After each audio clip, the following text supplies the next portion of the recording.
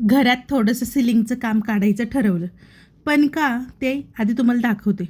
हे बघा, आमच्या घराचा सिलिंग आधी असा दिसत होता. खरं सांगायचं तर काही वर्षांपासून तोच सिलिंग, तोच कलर आणि तोच लूक होता. सुरुवातीला काही वाटत नव्हतं, पण हळूहळू वाटायला लागलं की घराला थोडासा चेंज हवा.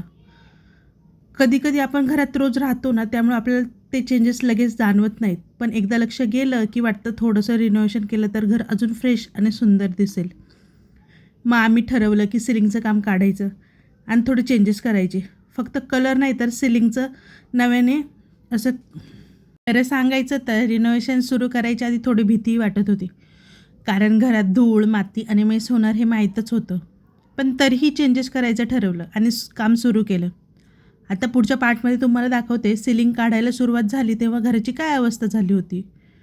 भेटूया नेक्स्ट व्हिडिओमध्ये. बाय.